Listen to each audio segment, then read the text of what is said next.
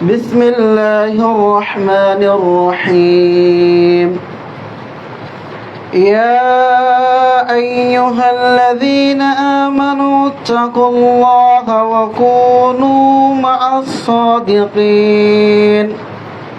وقال سبحانه واذكروا في الكتاب إبراهيم إنه كان صديقا نبيا وقال سبحانه وتعالى إن الله لا يهدي من هو مسرف كذاب وعن عبد الله بن عمرو رضي الله عنه قال قال رسول الله صلى الله عليه وسلم الكبائر الإشراك بالله وعقوق الوالدين وقتل النفس وفي رواية واليمين الغموس।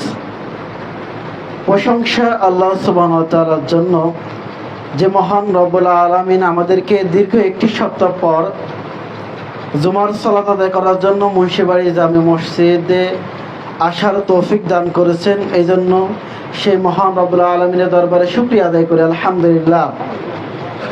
অতঃপর দুরূদ ও সালাম বর্ষিত হোক মানবতার মুক্তির দূত জনাব মুহাম্মদ সাল্লাল্লাহু আলাইহি ওয়াসাল্লামের উপর, যে নবীর আদর্শকে বাস্তবায়ন করা আমাদের লক্ষ্য এবং উদ্দেশ্য। সেই নবী মুহাম্মদ সাল্লাল্লাহু আলাইহি ওয়াসাল্লামের উপর দুরূদ পাঠ করে আল্লাহুম্মা সাল্লি আলাইহি আল্লাহুম্মা বারিক আলাইহি। সম্মানিত সমবেত মুসল্লিবৃন্দ, আমাদের ধারাবাহিক আলোচনার আজকের আলোচ্য বিষয় সত্য মিথ্যা। আজকে জুমার সংক্ষিপ্ত আলোচনা বিষয় সত্য মিথ্যা। এ সম্পর্কে সংক্ষিপ্ত কিছু তথ্যবহুল আলোচনা করার চেষ্টা করবে ইনশাআল্লাহ তাআলা। আল্লাহ সুবহানাহু ওয়া তাআলা আমাকে কোরআন এবং হাদিস অনুযায়ী কথা বলা এবং আমাদের সকলকে সেই অনুযায়ী আমল করার তৌফিক দান করুক, আল্লাহুম্মা আমিন।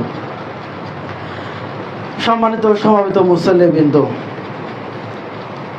সত্য এবং মিথ্যা এটা অত্যন্ত গুরুত্বপূর্ণ একটি বিষয়। মানুষের দেহের ভিতরে একটি অংশ আছে, একটা জাসাদ আছে, এর নাম হচ্ছে অন্তর।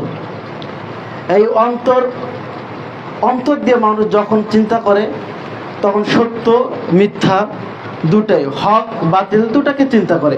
কিন্তু সর্বদা সবসময় মানুষের অন্তরটা সত্য বলা থেকে দূরে রাখে এবং সবসময় মিথ্যাটা বলার জন্য উৎসাহিত করে মানুষের অন্তর।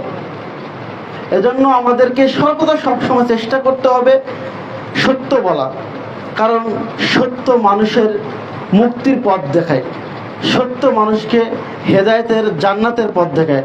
মিথ্যা মানুষকে ধ্বংস করে, মিথ্যা মানুষকে জাহান্নামের পথ দেখায়। প্রত্যেকটা নবী এবং রাসূল তাদের বৈশিষ্ট্য ছিল সত্যবাদিতা, তাদের বৈশিষ্ট্য ছিল সত্য। তারা সত্য নিয়ে এসেছে এবং সত্য প্রকাশ করেছে।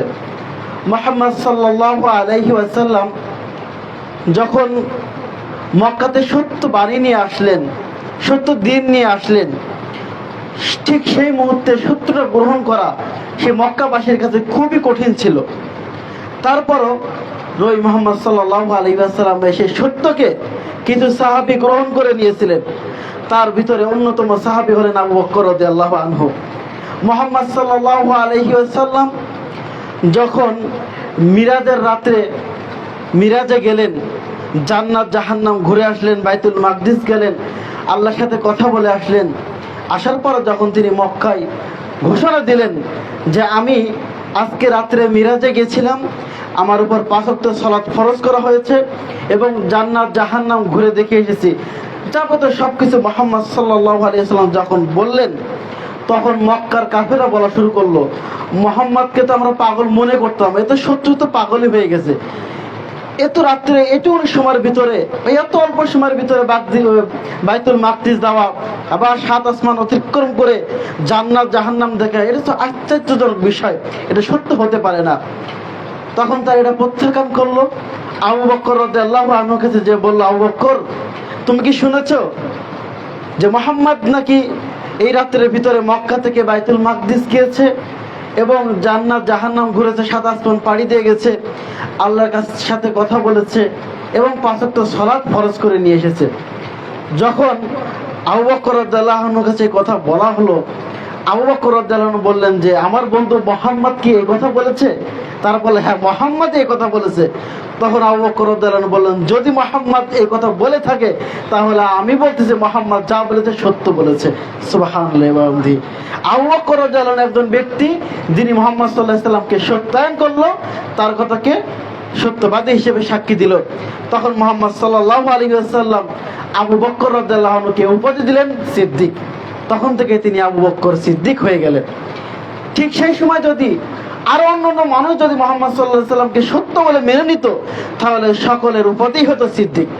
কিন্তু ঠিক সেই সময় যখন সত্য গ্রহণ করা খুবই কঠিন, ঠিক এই মুহূর্তে আবু বকর রাদিয়াল্লাহু আনহু রাসূল সাল্লাল্লাহু আলাইহি ওয়াসাল্লামের কথাকে বিশ্বাস করে নিলেন, যার জন্য তার উপাধি হলো সিদ্দিক। ঠিক এই মুহূর্তে এই ফিতনার সময়ে যদি আমরা সত্যকে গ্রহণ করি, সত্যকে মেনে নিই, সত্যের পথে চলি, তাহলে অবশ্যই আমরা সিদ্দিকিনদের দলে অন্তর্ভুক্ত হব। এই জন্য সম্মানিত সমবেত মুসল্লিবৃন্দ, প্রত্যেক মুমিন এবং মুসলিমের সত্য গ্রহণ করা, সত্য বলা, মিথ্যা থেকে দূরে থাকা অত্যন্ত গুরুত্বপূর্ণ একটি বিষয়। এই সম্পর্কে মহান আল্লাহ তাআলা বলেন, ইয়া আইয়ুহাল্লাযীনা আমানু, হে পৃথিবীর মানুষ, তোমরা যারা আমানু ঈমান এনেছো, উত্তাকুল্লাহ, তোমরা আল্লাহকে ভয় করো। যারা ঈমান এনেছো তোমরা সর্বপ্রথম আল্লাহকে ভয় করো। আমাদেরকে প্রথমত আল্লাহকে ভয় করতে হবে। যদি আমরা আল্লাহকে যথাযথভাবে ভয় করতে পারি তাহলে আমরা ঈমানদার হয়ে মুমিন হয়ে মৃত্যুবরণ করতে পারবো। অন্য আয়াতে আল্লাহ সুবহানাহু ওয়া তাআলা বলেছেন, ইয়া আইয়ুহাল্লাযীনা আমানু ইত্তাকুল্লাহা হাক্কা তুকাতিহি ওয়া লা তামুতুন্না ইল্লা ওয়া আনতুম মুসলিমুন। হে যারা ঈমান এনেছো তোমরা আল্লাহকে ভয় করো, যথাযথভাবে ভয় করো এবং মুসলমান না হয়ে মৃত্যুবরণ করো না। তাহলে আমাদেরকে মুসলিম হতে গেলে, ঈমানদার হতে গেলে, আল্লাহর উপর ঈমান আনতে গেলে আল্লাহকে ভয় করতে হবে। সম্মানিত সমবেত মুসলিমবৃন্দ, আল্লাহকে ভয় করতে গেলে আমাদেরকে আল্লাহ সম্পর্কে জানতে হবে। যে জিনিসটাকে ভয় করা উচিত সে সম্পর্কে আমাদের অবগত হওয়া দরকার। এখন মনে করে একটা লোক সাপ চেনে না, সে সাপ কখনো দেখে না এবং চেনেও না, কিন্তু সাপ যে মানুষকে সবল দিলে, দংশন করলে মানুষ যে তার বিষে মৃত্যুবরণ করবে, এই জ্ঞান যদি তার না থাকে তাহলে সে যখন লাকড়ি কুড়াবে, লাকড়ি কুড়াইতে কুড়াইতে সাপ যদি সামনে বাঁধে, সে সাপটাকে লাকড়ি মনে করে নিয়ে নেবে, কারণ সে জানে না সাপের বৈশিষ্ট্য কি, সাপ কামড় দিলে কি হবে, সে তার ভিতরে এই জ্ঞানটা নাই, যার কারণে সে সাপকে ভয় করতে পারে না। তো আমাদেরকে আল্লাহকে ভয় করতে হবে। যদি আল্লাহ সম্পর্কে আমরা যথাযথভাবে জ্ঞান অর্জন করতে পারি, আল্লাহকে আমরা চিনতে পারি, আল্লাহ সম্পর্কে আমরা জানতে পারি, তখন আমরা আল্লাহকে ভয় করতে পারবো। এই জন্য আল্লাহ অন্য আয়াতে বলেছেন, ফাআলাম আন্নাহু লা ইলাহা ইল্লাল্লাহ, আগে তুমি জানো যে আল্লাহ এক, অদ্বিতীয়, তার কোনো শরীক নেই। এই সম্পর্কে আমাদেরকে জানতে হবে, আল্লাহ সম্পর্কে আমাদেরকে অবগত হতে হবে, আল্লাহকে চিনতে হবে, জানতে হবে। যদি আমরা আল্লাহকে চিনতাম, জানতাম, আল্লাহকে যদি যথাযথ ভয় করতে পারতাম, তাহলে কখনো আপনার আমার দ্বারা অন্যায় কাজ হতো না। যদি আল্লাহকে আমরা সত্যিকার অর্থে জানতে পারতাম তাহলে কখনো আমরা মিথ্যা বলতাম না, সর্বদা সবসময় সত্য বলার চেষ্টা করতাম। আমাদের বুঝতে হবে যে আমাদের ইমানের ভিতরে ঘাটতি আছে, আমরা এখন আল্লাহকে চিনতে পারি নাই। এজন্য আল্লাহর কাছে দোয়া করতে হবে যাতে করে আমরা যথাযথভাবে আল্লাহকে ভয় করতে পারি। আল্লাহ বলেছেন, ইয়া আইয়ুহাল্লাযীনা আমানু ইত্তাকুল্লাহ, হে যারা ঈমান এনেছো তোমরা আল্লাহকে যথাযথভাবে ভয় করো, ওয়া কুনু মা'আস সাদিকিন, এবং তোমরা সত্যবাদীদের সাথে থাকো। সৎ ব্যক্তি যারা আছে, সত্যবাদী যারা আছে, হকের উপর যারা আছে, তাদের সাথে থাকো, তাহলে তোমরা ঈমানদার হতে পারবে, হককে চিনতে পারবে। রাসূলুল্লাহ সাল্লাল্লাহু আলাইহি ওয়াসাল্লাম এজন্য বন্ধু চয়ন করার ব্যাপারে তিনি আমাদেরকে সতর্ক করেছেন। তিনি বলেছেন, একটি উদাহরণ দিয়েছে যে একজন কামার এবং একজন আতরওয়ালা।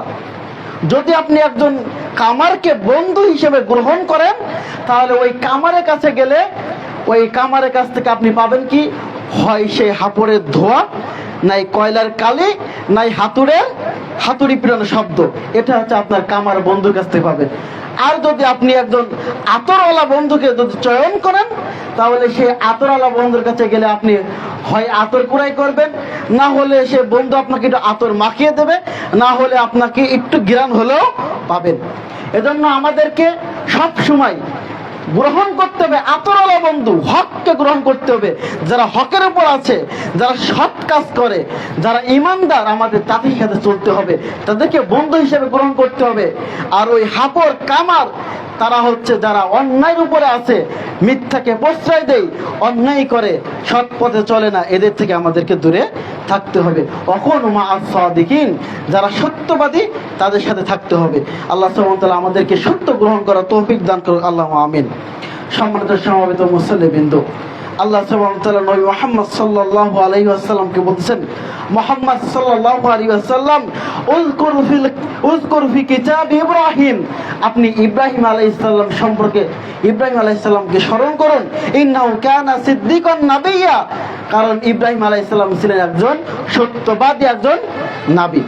পক্ষান্তরে আমরা জানতে পারি যে ইব্রাহিম আলাইহিস সালাম কোনো কারণে তিনি মিথ্যার আশ্রয় নিয়েছিলেন। সেটা হচ্ছে যখন তাকে বলা হয়েছিল, ইব্রাহিম এই মূর্তিগুলো কে ভেঙেছে, তখন বলেছিল যে যার ঘাড়ে কুড়াল রাখা আছে, যে সব থেকে বড় যে সে ভেঙেছে। তার মানে ইব্রাহিম আলাইহিস সালাম কি তিনি মূর্তিটা ভেঙেছে?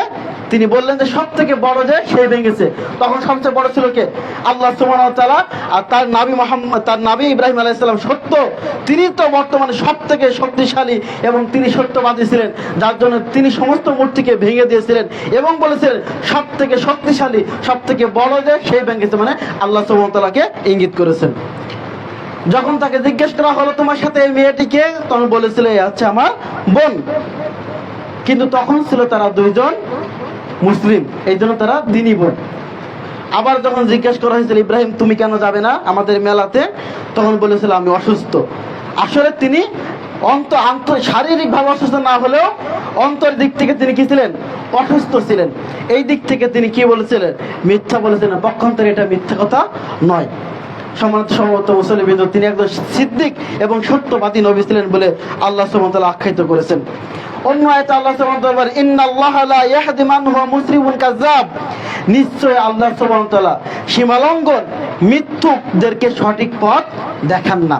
যারা সীমালঙ্ঘন করে, যারা অন্যায় করে, যারা মিথ্যার আশ্রয় নেয়, মিথ্যা কথা বলে, তাদেরকে কখনো আল্লাহ সুবহানাহু ওয়া তাআলা কি করেন না? সঠিক পথ দেখান না। এজন্য আমাদেরকে সঠিক পথ পেতে গেলে আমাদের সত্যের উপর থাকতে হবে, সত্যকে খুঁজতে হবে এবং মিথ্যার আশ্রয় নেওয়া যাবে না। আল্লাহ সুবহানাহু ওয়া তাআলা অন্য আরেক আয়াতে বলেন, ফালা তুতিল মুকাজ্জিবিন, কাজেই তুমি মিথ্যুকদেরকে মানবে না। যারা মিথ্যুক তাদেরকে নেতা হিসেবে, যারা মিথ্যুক তাদেরকে শাসক হিসেবে, যারা মিথ্যুক তাদেরকে বন্ধু হিসেবে আমাদেরকে গ্রহণ করা যাবে না বলে আল্লাহ সুবহানাহু ওয়া তাআলা আমাদেরকে সতর্ক করেছেন।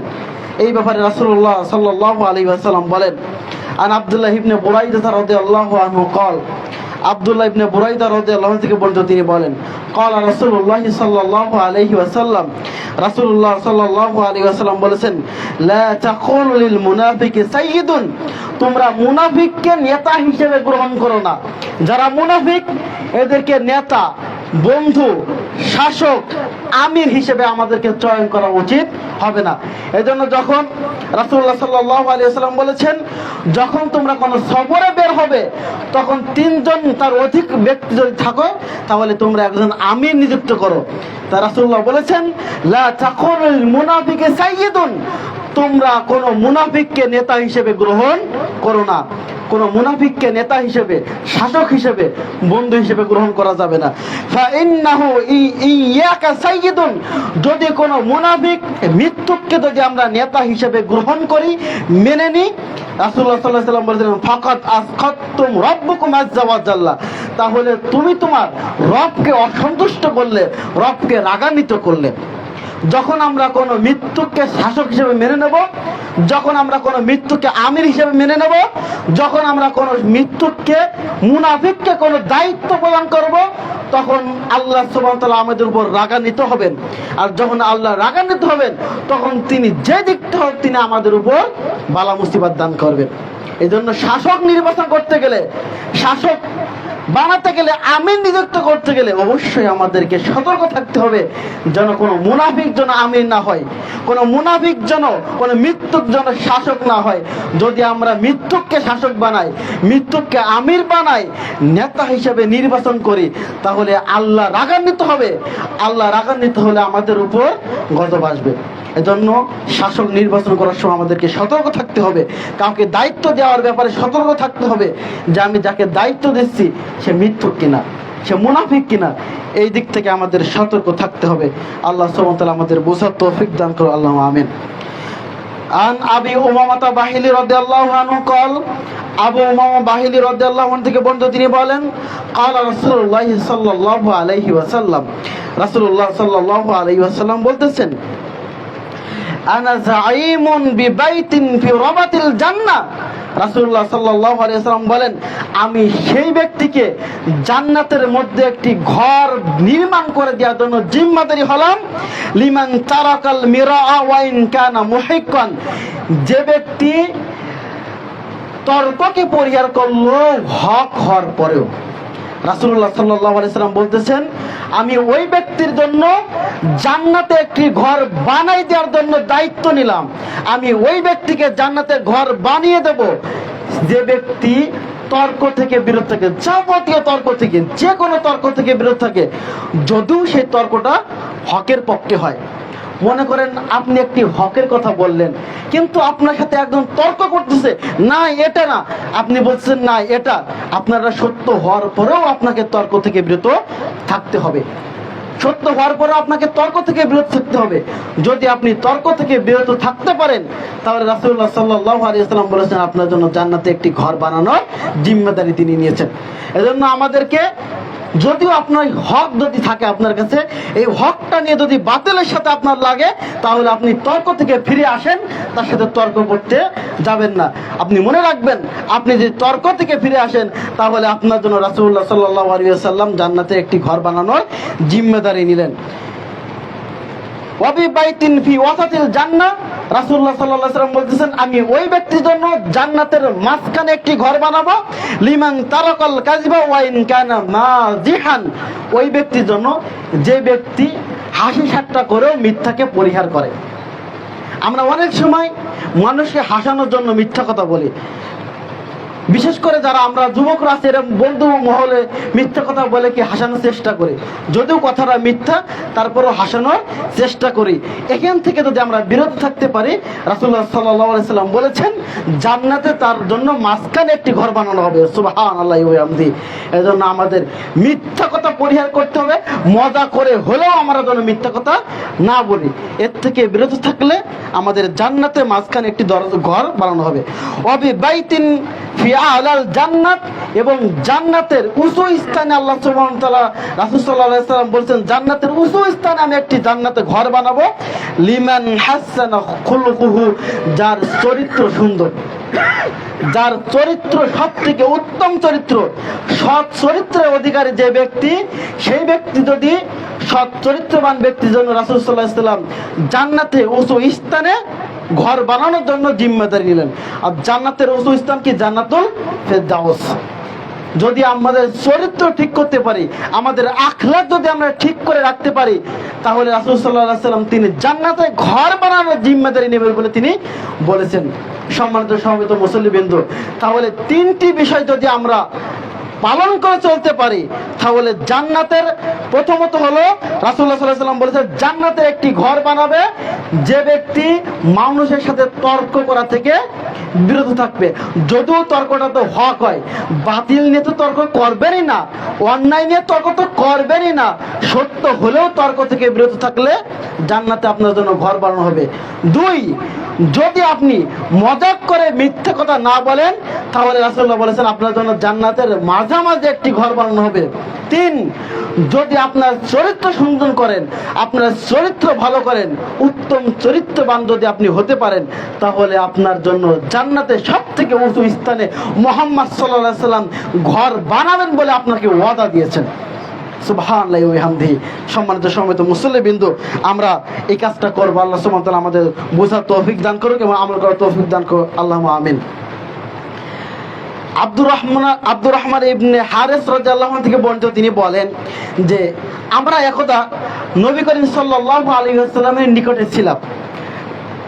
আব্দুর রহমান বলতেছেন যে আমরা রাসূল সাল্লাল্লাহু আলাইহি ওয়াসাল্লামের নিকটে ছিলাম, এমত অবস্থায় তিনি আমাদেরকে ওযুর পানি নিয়ে ডাকলেন। তো যখন ওযুর পানি নিয়ে ডাকলেন, আমরা রাসূল সাল্লাল্লাহু আলাইহি ওয়াসাল্লামের কাছে ওযুর পানি নিয়ে গেলাম। রাসূল সাল্লাল্লাহু আলাইহি ওয়াসাল্লাম সেই উজুর পানি থেকে অঞ্জলি করে হাতে করে পানি নিয়ে তিনি উজু করতেছেন। উজু করতে করতে তিনি বললেন, তোমরা এই কাজে উৎসাহিত হলে কেন? যে রাসূল সাল্লাল্লাহু আলাইহি ওয়াসাল্লাম ডাক দেওয়ার সাথে তোমরা উজুর পানি নিয়ে হাজির হলে, এই কাজটা কেন উৎসাহিত হলে? তখন তারা বললেন যে আমরা আল্লাহ এবং তার রাসূলকে ভালোবাসি এই জন্য। রাসূলুল্লাহ সাল্লাল্লাহু আলাইহি ওয়াসাল্লাম বললেন, তোমরা কি চাও আল্লাহ এবং তার রাসূল তোমাদেরকে ভালোবাসেন? সাহাবীরা বলেন, অবশ্যই আমরা চাই আল্লাহ এবং তার রাসূলকে ভালোবাসুক, আল্লাহ এবং তার রাসূল আমাদেরকে ভালোবাসে, এটা আমরা সবাই চাই। সাহাবীরাও চাইতেন, আমরাও চাই যে আল্লাহ রাসূল এবং আল্লাহ আমাদেরকে ভালোবাসুক। রাসূলুল্লাহ সাল্লাল্লাহু আলাইহি ওয়াসাল্লাম বলেন, যদি তোমরা চাও আল্লাহ এবং তার রাসূল ভালোবাসুক, তাহলে তোমরা এই কাজগুলো করবে। এক নম্বর হলো, তোমাদের নিকট যখন আমানত রাখা হয় তখন ওই আমানতটা মালিকের কাছে ফেরত দিবে। আমানত রাখলে আমানত ফেরত দিবে। কথা বললে সত্য কথা বলবে এবং প্রতিবেশীর সাথে সৎ আচরণ করে ভালো ব্যবহার করবে। যদি আমরা তিনটি কাজ করতে পারি তাহলে আল্লাহ এবং তার রাসূল তারা দুইদিনে আমাদেরকে ভালোবাসেন। সুবহানাল্লাহি ওয়া বিহামদিহি। আমরা দুনিয়াতে যত ইবাদত করি না কেন, একটাই তো উদ্দেশ্য যে আল্লাহ এবং তার রাসূল আমাদেরকে ভালোবাসেন। আমরা তো আল্লাহর রাস্তায় জীবন দেওয়ার জন্য প্রস্তুত, কারণ একটাই, আল্লাহ এবং তার রাসূল আমাদেরকে ভালোবাসুক। আল্লাহ এবং তার রাসূল ভালোবাসলে আমাদের তো জান্নাত অবধারিত ইনশাআল্লাহ। তো আল্লাহ এবং তার রাসূল আমাদেরকে ভালোবাসবে যদি আমরা তিনটি কাজ করতে পারি। এক নম্বর হলো, যখন আমাদের কাছে কেউ আমানত রাখে সেই আমানতটাকে আমরা সংরক্ষণ করে রাখবো এবং যত সময় চাইলে আমরা সেটা প্রদান করব। দুই নম্বর হলো, যখন আমরা কথা বলবো তখন সত্য কথা বলতে হবে। এটা বড় কঠিন আমাদের জন্য, সত্য কথা বলা খুবই কঠিন সমাজে। সত্য বললেই সমস্যা। সম্মানিত উপস্থিতি, জান্নাতে যেতে গেলে আমাদেরকে সত্য অবশ্যই বলতে হবে। তিন নম্বর হলো, প্রতিবেশীর সাথে ভালো আচরণ করা। আপনার প্রতিবেশী যারা আছে তাদের সাথে উত্তম আচরণ করতে হবে। একজন ব্যক্তি, তাকে যদি আপনি জানতে চান এই লোকটি কেমন, এই লোকটির চরিত্র কেমন, তার সম্পর্কে যদি আপনার প্রতিবেশীর কাছে যদি আপনি জিজ্ঞেস করেন তাহলে বুঝতে পারবেন সে লোকটি কেমন। কারণ প্রতিবেশীর সাথে মানুষের সবসময় লেগেই থাকে, এটাই স্বাভাবিক ব্যাপার। কারণ আপনার পাশে আপনার প্রতিবেশী আছে, রাত দিন তার সাথে ঝগড়া লাগে, একটি মুরগি নিয়ে হলেও, একটা ছাগল নিয়ে হলেও, যে কোনো প্রয়োজনে তার সাথে কি হয়, আপনার প্রতিবেশীর সাথে ঝগড়া লাগে। প্রতিবেশীর সাথে আপনি সুসম্পর্ক রাখতে পারলেন না। রাসূলুল্লাহ বলেছেন, যদি তুমি প্রতিবেশীর সাথে ভালো আচরণ করো, ভালো ব্যবহার করতে পারো, তাহলে তোমাকে আল্লাহ এবং তার রাসূল ভালোবাসবেন। আব্দুল্লাহ ইবনে আমর রাদিয়াল্লাহু আনহু থেকে বর্ণিত, তিনি বলেন, রাসূলুল্লাহ সাল্লাল্লাহু আলাইহি ওয়াসাল্লাম বলেছেন, আরবাউন ইযা কুননা ফিকা ফালা আলাইকা মা ফাতাকা মিনাদ দুনিয়া। রাসূলুল্লাহ সাল্লাল্লাহু আলাইহি ওয়াসাল্লাম বলেন, যখন তোমার মাঝে চারটি জিনিস থাকবে, যখন তোমাদের মাঝে চারটি জিনিস থাকবে, তখন দুনিয়ার সমস্ত সবকিছু হারাই গেলেও তোমরা ক্ষতিগ্রস্ত হবে না। যদি আমার দুনিয়ায় সমস্ত সবকিছু ধ্বংস হয়ে গেছে, সবকিছু শেষ হয়ে গেছে, কিন্তু আপনার আমার মাঝে চারটি জিনিস আছে, এইটা চারটি জিনিস থাকলে আপনি কখনো ধ্বংস হবেন না। দুনিয়ায় সমস্ত সবকিছু ধ্বংস হয়ে গেলেও এই চারটি জিনিস যদি থাকে, ধ্বংস হবেন না। রাসূলুল্লাহ সাল্লাল্লাহু আলাইহি ওয়াসাল্লাম বলেছেন, এক নম্বর হলো হিফজু আমানাতিন। যদি আপনার ভিতরে আমানতদারিতা থাকে, আপনার ভিতরে যদি আমানতদারিতা যদি থাকে, তাহলে আপনি ধ্বংস হলেন না। আপনার কাছ থেকে সবকিছু হারাই গেলে এই আমানতদারিতা যদি থাকে, ওয়া সিদকু হাদিসিন, এবং সত্য কথা যদি আপনি বলেন, ওয়া হুসনু খুলুকিন, এবং আপনার চরিত্র যদি সুন্দর হয়, ওয়া ইফকাতু ফি তুআমাতিন, এবং যদি আপনি হালাল রুজি রোজগার করেন। তাহলে রাসূলুল্লাহ বলেছেন, যদি তোমার কাছে চারটি জিনিস থাকে আর পৃথিবীর সমস্ত জিনিস যদি ধ্বংস হয়ে যায়, সমস্ত সব কিছু যদি তুমি হারাই ফেলাও, আর এই চারটি জিনিস তোমার ভিতরে আছে, তাহলে তোমার কিছুই হারালে না, সবই তোমার থাকলো। এক নম্বর হলো তোমার ভিতরে যদি আমানতদারি থাকে, দুই যদি তোমার চরিত্র সুন্দর হয়ে থাকে, তিন যদি তুমি সর্বদা সবসময় সত্য কথা বলো, চার যদি তুমি হালাল রুজি রোজগার করে ভক্ষণ করো। এই চারটা জিনিস যদি আমাদের ভিতরে যদি থাকে, দুনিয়ায় সমস্ত সব কিছু না থাকলেও আমি দুনিয়ায় সব থেকে সুখী মানুষ, দুনিয়ায় কোনো সম্পদ না থাকলেও দুনিয়ায় সব থেকে ধনী ব্যক্তি আমি। বুঝতে পারলেন ইনশাআল্লাহ? চারটি জিনিস, বেশি না, মাত্র চারটি জিনিস হলে আপনি দুনিয়ার সব থেকে বড় ধনী। চারটি জিনিস যদি আপনার ভিতরে থাকে, দুনিয়ার সব থেকে সুখী ব্যক্তি। চারটি জিনিস যদি আপনার ভিতরে থাকে, দুনিয়ার সব থেকে দামি ব্যক্তি হলেন আপনি। তার 1 নম্বর হলো আমানত রক্ষা করা, 2 নম্বর হলো উত্তম চরিত্র, 3 নম্বর হলো কথা বলে সত্য কথা বলা, আর 4 নম্বর হলো হালাল রুজি রোজগার করা। আল্লাহ সুবহানাহু ওয়া তাআলা আমাদের এইগুলো করার তৌফিক দান করুক, আল্লাহুম্মা আমিন। সম্মানিত সমবেত মুসল্লিবৃন্দ, আব্দুল্লাহ ইবনে আমর রাদিয়াল্লাহু আনহু থেকে বর্ণিত, তিনি বলেন রাসূলুল্লাহ সাল্লাল্লাহু আলাইহি ওয়াসাল্লামকে জিজ্ঞাসা করা হলো, আল্লাহ নবী সাল্লাল্লাহু আলাইহি ওয়াসাল্লাম, পৃথিবীর ভিতরে তো অনেক মানুষ আছে, এই মানুষদের ভিতরে সবথেকে উত্তম মানুষটাকে, উত্তম ব্যক্তিকে, ভালো ব্যক্তিকে? রাসূলুল্লাহ সাল্লাল্লাহু আলাইহি ওয়াসাল্লাম বলেছেন, যার অন্তরে হিংসা নেই, যার অন্তরের ভিতরে কোন রকম হিংসা বিদ্বেষ নাই, এবং কথা বললে সত্য কথা বলে, এই ব্যক্তি হলো সবথেকে উত্তম ব্যক্তি এবং ভালো ব্যক্তি। যার অন্তরের ভিতরে কোনো হিংসা বিদ্বেষ নাই এবং যে কথা বললে সত্য কথা বলে, এই ব্যক্তি হলো সবথেকে উত্তম ব্যক্তি। সাহাবীরা বললেন, আল্লাহ রাসূল সাল্লাল্লাহু আলাইহি ওয়াসাল্লাম, আমরা সত্য কথাবাদীকে, মানে সত্য কথা বলে এমন ব্যক্তিকে চিনলাম যে কথা বলে সত্য কথা বলে, কিন্তু হিংসা বিদ্বেষ মুক্ত এই ব্যক্তিটাকে কিভাবে বুঝবো এই ব্যক্তির ভিতরে হিংসা বিদ্বেষ নাই? রাসূলুল্লাহ সাল্লাল্লাহু আলাইহি ওয়াসাল্লাম বললেন, সেই ব্যক্তি স্বচ্ছ ফরেজগার, যে ব্যক্তির ভিতরে হিংসা বিদ্বেষ নাই, যে ব্যক্তি ফরেজগার ব্যক্তি, তার ভিতরে হিংসা বিদ্বেষ নাই, যার ভিতরে পাপ নেই, পাপ হয়ে গেলেও মানুষ আল্লাহ সুবহানাহু ওয়া তাআলার কাছে ক্ষমা চায়, আর যার ভিতরে সীমা লঙ্ঘন নেই, যে ব্যক্তি আমানতকে খেয়ানত করে না, আর যার ভিতরে হিংসা নেই, এইটি হলো মানুষ। সেই অন্তরটা হলো আপনার হিংসা বিদ্বেষ মুক্ত অন্তর।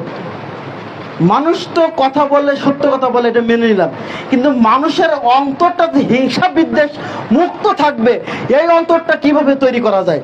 এই অন্তরটা কিভাবে অর্জন করা যায়? আমি একজন মানুষ, আমি চাই আমার ভিতরে যেন হিংসা বিদ্বেষ না থাকে, এই অন্তরটা আমি কিভাবে বানাবো?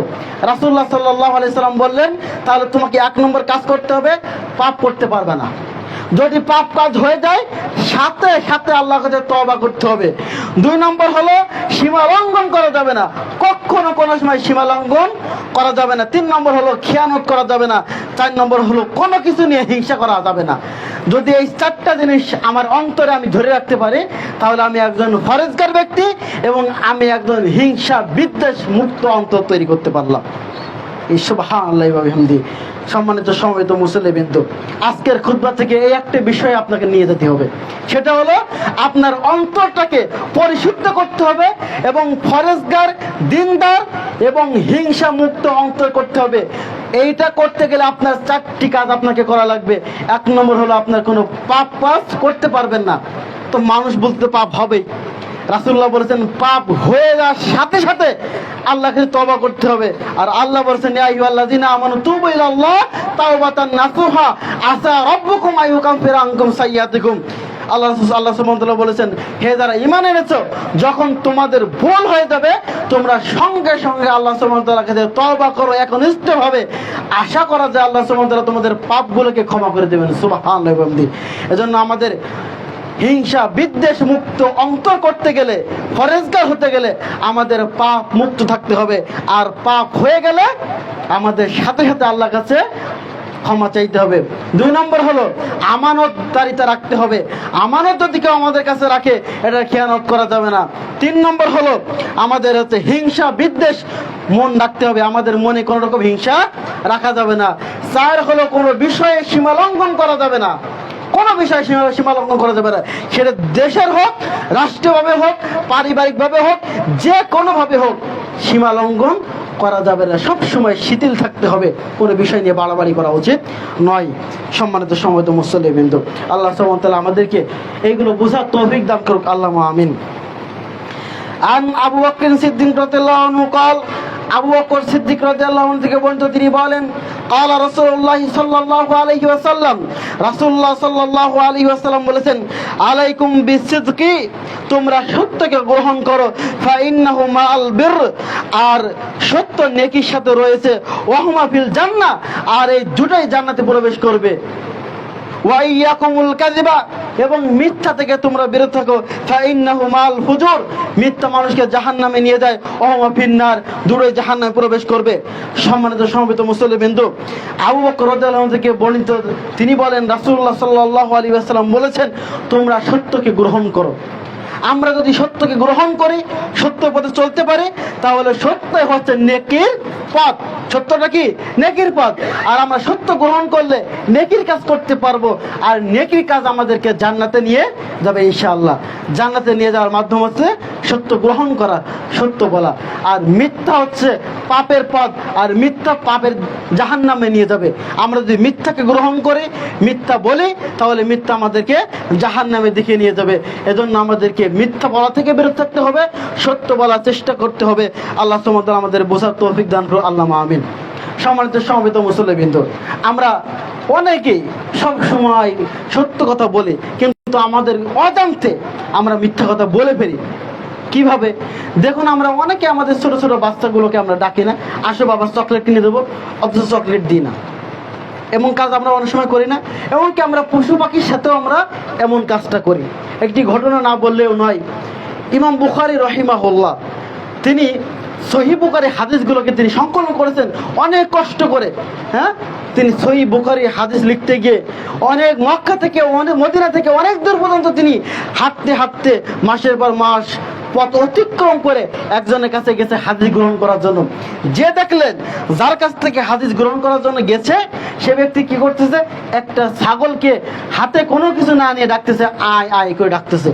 তখন দেখলেন যে তার হাতে কোনো খাবার নাই, সে একটি পশুকে ডাকতেছে, ঝুঁকা দিচ্ছে পশুটাকে।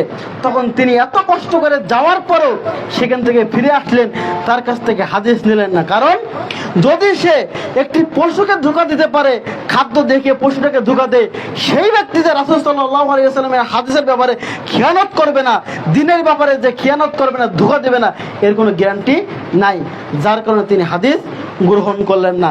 আর আমরা রাত দিন 24 ঘন্টা মিথ্যে কথা বলি, রাত দিন মিথ্যে কথা বলে যাচ্ছি। তাহলে আমাদের কাছ থেকে মানুষ সত্য কিভাবে আশা করতে পারে? আমাদের কাছ থেকে আমরা ভালো কিভাবে আশা করতে পারি? আমাদের মিথ্যাকে পরিহার করতে হবে। মনে রাখবেন, যদি আপনি মিথ্যাকে পরিহার করতে পারেন, তাহলে অবশ্যই আপনাকে মানুষ সত্যবাদী হিসেবে মেনে নেবে। রাসূলুল্লাহ সাল্লাল্লাহু আলাইহি ওয়াসাল্লাম বলেন না যে আল্লাহ সুবহানাহু ওয়া তাআলা মুহাম্মদ সাল্লাল্লাহু আলাইহি ওয়াসাল্লামকে বলেছেন, মুহাম্মদ সাল্লাল্লাহু আলাইহি ওয়াসাল্লাম আল্লাহকে দোয়া করতেন, ওয়া কুর রব্বি আদখিলনি মুদখালা সিদকিন ওয়া আখরিজনি মুখরাজা সিদকি ওয়াজআলনি মিন লাদুনকা সুলতানান নাসিরা। আল্লাহ সুবহানাহু ওয়া তাআলা বলতেছেন যে মুহাম্মদ সাল্লাল্লাহু আলাইহি ওয়াসাল্লাম তিনি দোয়া করতেন, রব্বি আদখিলনি মুদখালা সিদকিন, আল্লাহ তুমি আমাকে যেখানে প্রবেশ করাবে, যেখানে নিয়ে যাবে, আমাকে সত্যবাদী হিসেবে নিয়ে যাও। ওয়া আখরিজনি মুখরাজা সিদকি, এবং যেখান থেকে আমাকে বের করবে, আমাকে সত্যবাদী হিসেবে বের করো। ওয়াজআলনি মিন লাদুনকা সুলতানান নাসিরা, এবং আমাকে আপনি একজন সাহায্যকারী হিসেবে প্রেরণ করুন। মুহাম্মদ সাল্লাল্লাহু আলাইহি ওয়াসাল্লাম আল্লাহর কাছে এই দোয়া করতেন। যখন মুহাম্মদ সাল্লাল্লাহু আলাইহি ওয়াসাল্লামকে মক্কায় পাঠানো হলো নবী হিসেবে, তখন তিনি সত্যবাদী হিসেবে ছিলেন। মক্কার সমস্ত কাফের তার চালচলন, কথাবার্তা, আমানতদারিতা দেখে তার নাম দিয়েছিল আল আমিন, বিশ্বস্ত হিসেবে তাকে নাম দিয়েছিলেন। তিনি সত্য হিসেবে ছিলেন। যখন তাকে মক্কা থেকে বের করে মদিনায় নিয়ে গেলেন, মক্কাবাসী সকলেই তাকে সত্যবাদী হিসেবে চিনতেন। যখন তিনি মদিনায় গেলেন, তখনও মদিনাবাসী তাকে সত্যবাদী হিসেবে জানতেন, তাকে সত্য নবী হিসেবে। সকল ইহুদি, খ্রিস্টান, বৌদ্ধ, নাসারা সকলেই তাকে নবী, সত্য নবী হিসেবে মেনে নিয়েছিলেন। সম্মানিত সমবেত মুসলিম, সকলেই তাকে সত্যবাদী হিসেবে জানতেন। মুহাম্মদ সাল্লাল্লাহু আলাইহি ওয়াসাল্লাম আল্লাহর কাছে দোয়া করতেন, আল্লাহ তুমি আমাকে সত্য নবী হিসেবে যেখানে নিয়ে দাও, সত্য হিসেবে নিয়ে দাও, আর যেখান থেকে আমাকে বের করো, সত্যবাদী হিসেবে বের করো। এজন্য আমাদেরকে আল্লাহর কাছে দোয়া করতে হবে, আল্লাহ যেন আমি সর্বদা সবসময় সত্য কথা বলতে পারি, আমি যেন সত্য পথে চলতে পারি, হালাল রুজি রোজগার করতে পারি। এই দোয়া আল্লাহর কাছে করতে হবে। আল্লাহ সুবহানাহু ওয়া তাআলা আমাদের দোয়া করার তৌফিক দান, আল্লাহুম্মা আমিন। আন আবি হুরায়রা রাদিয়াল্লাহু আনহু قال, আবু হুরায়রা রাদিয়াল্লাহু আনহু থেকে বর্ণিত, তিনি বলেন, قال রাসূলুল্লাহ সাল্লাল্লাহু আলাইহি ওয়াসাল্লাম, রাসূলুল্লাহ সাল্লাল্লাহু আলাইহি ওয়াসাল্লাম বলেছেন, মান قال লিসাইবি তাআলা হা লাকা, রাসূলুল্লাহ সাল্লাল্লাহু আলাইহি ওয়াসাল্লাম বলেছেন, যে ব্যক্তি তার কোন বাচ্চাকে বলে এইদিকে আসো, সুম্মা লাম ইয়াতিহি ফাহিয়া কাযিবা, অথবা সে তাকে ডেকে কোনো কিছু প্রদান করে না, এটাই তার জন্য মিথ্যাবাদী হওয়ার জন্য যথেষ্ট। আপনার বাচ্চাকে আপনি ডাকলেন, বাবু এইদিকে আসো চকলেট দেবো, কিন্তু আপনি দিলেন না, তখন আপনি একজন মিথ্যাবাদী হিসেবে প্রমাণিত হবেন।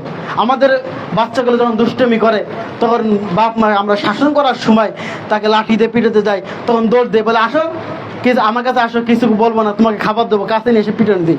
এই যে আপনি ধোঁকা দিলেন যে আসো তোমাকে খাবার দেবো, রাসূলুল্লাহ সাল্লাল্লাহু আলাইহি সাল্লাম বলতেছেন আপনাকে মিথ্যাবাদী হওয়ার জন্য এটাই যথেষ্ট, আর কিছু লাগবে না। এতটুকু তো আপনি মিথ্যাবাদী হিসেবে গ্রহণ হয়ে যাবেন। আর আল্লাহ সুবহানাহু ওয়া তাআলা বলেছেন একজন মিথ্যাবাদীকে আল্লাহ সুবহানাহু ওয়া তাআলা কখনো পথ দেখান না, সাহায্য করেন না। এই জন্য আমাদেরকে মজাক করে হলেও, বাচ্চাদের সাথে হলেও, পশু পাখির সাথে হলেও কখনো যেন আমরা মিথ্যার আশ্রয় না নিই। আল্লাহ সুবহানাহু ওয়া তাআলা আমাদের এগুলো বোঝার তৌফিক দান করুক, আল্লাহুম্মা আমিন।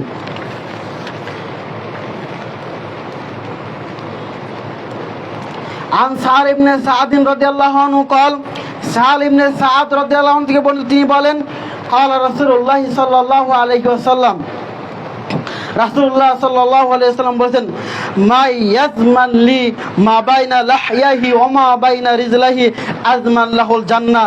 সাদ ইবনে সাদ রাদিয়াল্লাহু আনহু থেকে বর্ণিত, তিনি বলেন রাসূলুল্লাহ সাল্লাল্লাহু আলাইহি ওয়াসাল্লাম বলেছেন, যে ব্যক্তি আমার কাছে এই অঙ্গীকার করবে, যে ব্যক্তি আমার কাছে এই অঙ্গীকার করবে, তার দুই চোয়ালের মধ্যবর্তী স্থান এবং দুই পায়ের মধ্যবর্তী স্থানের জিম্মেদারি হবে, আমি তার জন্য জান্নাতে যাওয়ার জিম্মেদারি নিলাম।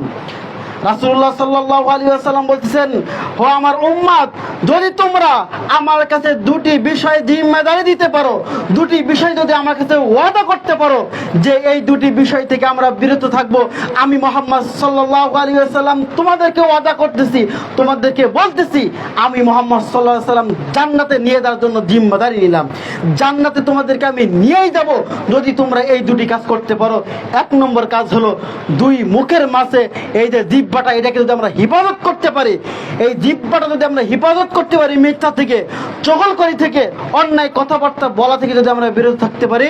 দুই, যদি আমার লজ্জা স্থানকে হেফাজত করতে পারি, জেনা ব্যভিচার থেকে হেফাজত করতে পারি, এই দুটি কাজ যদি আমি করতে পারি, তাহলে মুহাম্মদ সাল্লাল্লাহু আলাইহি ওয়াসাল্লাম তিনি বলছেন তাকে জান্নাতে নিয়ে যাওয়ার জিম্মাদারি নেবেন। সুবহানাল্লাহি ওয়া বিহামদিহি। আপনি আমি যদি দুটি জিম্মাদারি দিই, দুটি কথা, মাত্র দুটি কাজ। এক নম্বর হলো মুখকে, আপনার জিহ্বাকে সংযুক্ত করা, মিথ্যা কথা না বলা, অন্যায় কথা না বলা। তাহলে যদি আপনার জিহ্বাকে আপনি হেফাজত করতে পারেন, দুই নম্বর আপনার লজ্জা স্থানকে যদি হেফাজত করতে পারেন, রাসূল সাল্লাল্লাহু আলাইহি ওয়াসাল্লাম আপনাকে জান্নাতে নিয়ে যাবে বলে ওয়াদা করেছে।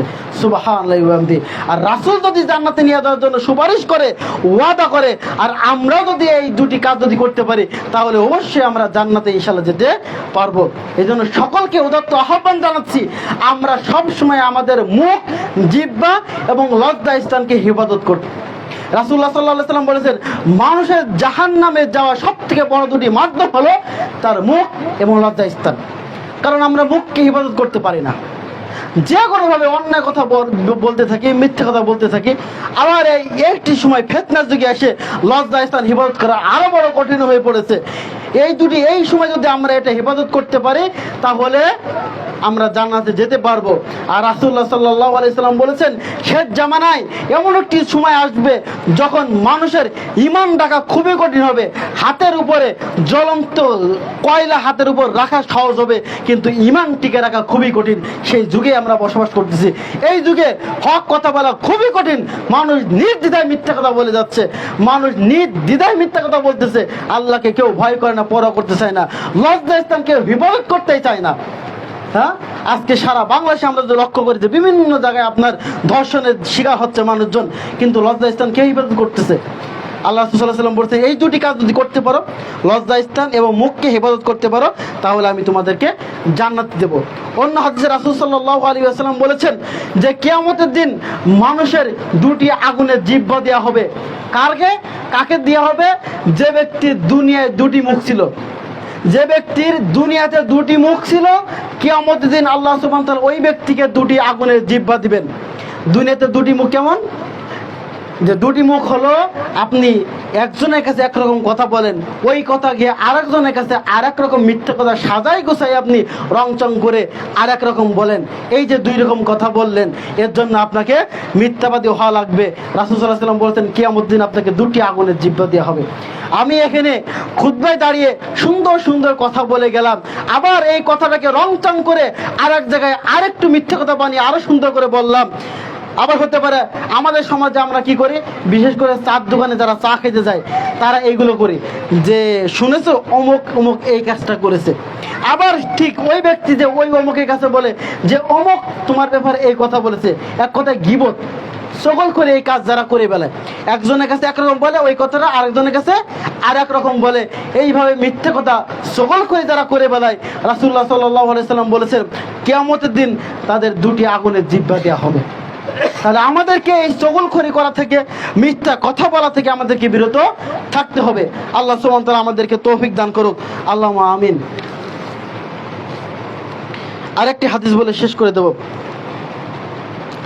আন আব্দুল্লাহ ইবনে আমর রাদিয়াল্লাহু আনহু قال, আব্দুল্লাহ ইবনে আমর রাদিয়াল্লাহু আনহু থেকে বর্ণিত, তিনি বলেন রাসূলুল্লাহ সাল্লাল্লাহু আলাইহি ওয়াসাল্লাম বলেছেন আল কাবাইরু, সব থেকে বড় গুনাহ, পৃথিবীতে যত গুনাহ আছে সব থেকে বড় গুনাহের ভিতরে এক নম্বর হলো আল ইশরাকু বিল্লাহ, আল্লাহর সাথে শরীক করা, ওয়া উকুকুল ওয়ালিদাইন, পিতা মাতার অবাধ্য হওয়া, ওয়া কতলুন নাফস, মানুষকে অন্যায়ভাবে হত্যা করা, ওয়া কাউলুজ জুর, মিথ্যা কথা বলা, ওয়াল ইয়ামিনুল গুমুস, মিথ্যা সাক্ষ্য দেওয়া, ওয়া ফি রাওয়ায়াতি কাউলুজ জুর, মিথ্যা সাক্ষ্য দেওয়া। রাসূল সাল্লাল্লাহু আলাইহি ওয়াসাল্লাম বলেছেন পৃথিবীতে চারটি মহাপাপ আছে, তার ভিতরে এক নম্বর বড় সব থেকে মহাপাপ হলো আল ইশরাকু বিল্লাহ, আল্লাহর সাথে শিরিক করা। পৃথিবীতে যত পাপ আছে সব থেকে বড় পাপ হলো আল্লাহর সাথে শিরিক করা। রাসূলুল্লাহ সাল্লাল্লাহু আলাইহি ওয়াসাল্লাম বলেছেন যদি তোমাকে হত্যা করা হয়, যদি তোমাকে আগুনে পুড়িয়ে দেওয়া হয়, তারপরে তুমি আল্লাহ সুবহানাহু ওয়া তাআলার সাথে বিন্দু মাত্র কাউকে শরীক করো না, কারণ পৃথিবীতে সব থেকে বড় মহাপাপ হলো আল্লাহর সাথে শিরিক করা। পৃথিবীতে দ্বিতীয় মহাপাপ হলো পিতা মাতার অবাধ্য হওয়া, পিতা মাতার সাথে খারাপ আচরণ করা।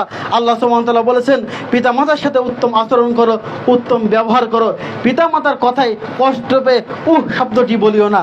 রাসূলুল্লাহ সাল্লাল্লাহু আলাইহি ওয়াসাল্লাম বলেছেন পিতা মাতা হলো তোমার জান্নাত, পিতা মাতা হলো তোমার জাহান্নাম, পারলে দুইটাকে তুমি হিফাজত করো, হয় তুমি জান্নাত কুড়াই করো, না হলে জাহান্নাম কুড়াই করো।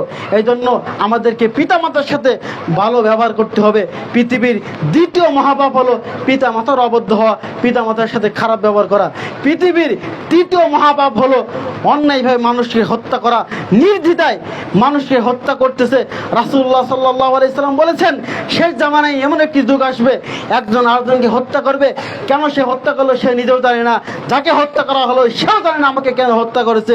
যেটা বর্তমান চলতেছে, নির্দ্বিধায় মানুষ গুলি করে একজন আরেকজনকে হত্যা করতেছে, কেউ জানে না হত্যা কেন করলে, যে হত্যা করলো সেও জানে না কেন হত্যা করলাম, যাকে হত্যা করা হলো সেও জানে না কেন হত্যা করেছি। এই অন্যায়ভাবে হত্যা করা পৃথিবীর তৃতীয় মহাপাপ। পৃথিবীর চতুর্থ মহাপাপ হলো রাসূলুল্লাহ বলেছেন শাহাদাতুজ জুর ওয়াল ইয়ামিনুল গুমুস, মিথ্যা সাক্ষ্য দেওয়া, মিথ্যা কথা বলা, অন্যায়ভাবে মানুষকে হত্যা করা তৃতীয় পাপ। চতুর্থ পাপ হলো মিথ্যা সাক্ষ্য দেওয়া, মিথ্যা কথা বলা, যা আজকে আমাদের সমাজে অহরহ চলতেছে। বাংলাদেশে কোর্ট কাছারি সহ সমাজে যে কোনো জায়গায় মানুষ মিথ্যা সাক্ষ্য দিতে দ্বিধাবোধ করে না।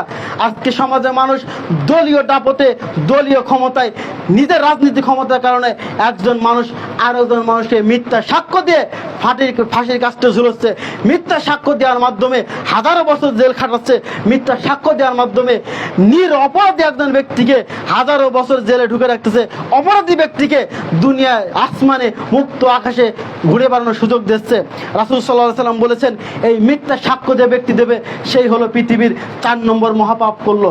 এই মহাপাপ আল্লাহ সুবহানাহু ওয়া তাআলার কাছে তওবা না করলে আল্লাহ সুবহানাহু ওয়া তাআলা কখনো ক্ষমা করবেন না। কবিরা গুনাহ আল্লাহ সুবহানাহু ওয়া তাআলার কাছে তওবা না করলে আল্লাহ ক্ষমা করেন না। তার 1 নম্বর হলো শিরিক করা পাপ, 2 নম্বর হলো পিতামাতার অবাধ্য হওয়া, 3 নম্বর হলো অন্যায়ভাবে মানুষকে হত্যা করা, 4 নম্বর হলো মিথ্যা সাক্ষ্য দেওয়া।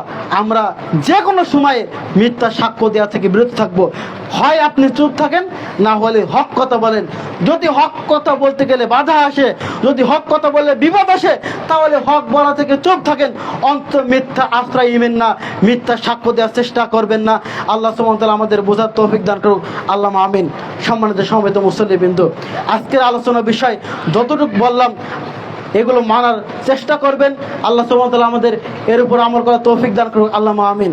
সম্মানিত সমবেত মুসল্লিবৃন্দ, খুতবার শেষে আপনাদেরকে যে কটি বিষয় আমি বলবো, 1 নম্বর হলো সত্যকে গ্রহণ করেন, সত্য কথা বলার চেষ্টা করবেন, সত্য পথে চলবেন, মিথ্যাকে পরিহার করবেন। কখনো কোনো সময় মিথ্যার আশ্রয় নেবেন না। সর্বদা সবসময় হালাল রুজি খাওয়ার চেষ্টা করবেন। সবসময় আমানতের খেয়ানত করবেন না, আমানত হেফাজত করার চেষ্টা করবেন। নিজের জিহ্বাকে হেফাজত করবেন, লজ্জা স্থানকে হেফাজত করবেন, চরিত্র ঠিক রাখবেন। এইগুলো কাজ যদি আমরা করতে পারি, তাহলে রাসূল সাল্লাল্লাহু আলাইহি ওয়াসাল্লাম আমাদেরকে জান্নাতে নিয়ে যাবেন ইনশাআল্লাহ। এই কাজগুলো যদি আমরা করতে পারি, তাহলে অবশ্যই আমরা জান্নাতে যেতে পারবো। আল্লাহ সুবহানাহু ওয়া তাআলা আমাদের এই কাজগুলো করার তৌফিক দান করুক, আল্লাহুম্মা আমিন।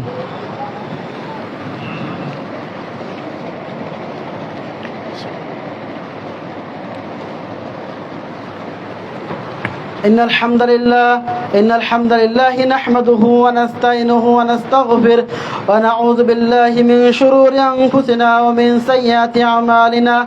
من يهد الله فلا مضل له ومن يضلل فلا هادي له. وأشهد أن لا إله إلا الله وحده لا شريك له وأشهد أن محمدا عبده ورسوله. أما بعد، أعوذ بالله من الشيطان الرجيم. بسم الله الرحمن الرحيم. إن الله وملائكته يصلون على النبي يا أيها الذين آمنوا صلوا عليه وسلموا تسليما. اللهم صل على محمد وعلى آل محمد كما صليت على إبراهيم وعلى آل إبراهيم إنك حميد مجيد. اللهم بارك على محمد وعلى آل محمد كما باركت على إبراهيم وعلى آل إبراهيم إنك حميد مجيد. ربنا ظلمنا أنفسنا وإن لم تغفر لنا وترحمنا لنكونن من الخاسرين. ربنا آتنا في الدنيا حسنة وفي الآخرة حسنة وقنا عذاب النار. رب ارحمهما كما ربياني صغيرا. رب ارحمهما كما ربياني صغيرا. رب ارحمهما كما ربياني صغيرا. খুতবা পরিশেষে আল্লাহ সুবহানাহু ওয়া তাআলার কাছে দোয়া করি, আল্লাহ যারা অসুস্থ আছে সকলকে তুমি শেফায়ে কামেল আজলে দান করো, আল্লাহুম্মা আমিন। আল্লাহ যারা ঋণগ্রস্ত আছে সকলকে ঋণ মুক্ত হওয়ার তৌফিক দান করো, আল্লাহুম্মা আমিন। আল্লাহ যারা মৃত্যুবরণ করেছে তাদের সকলের কবরে আযাব মাফ করে জান্নাতুল ফেরদাউস দান করো, আল্লাহুম্মা আমিন।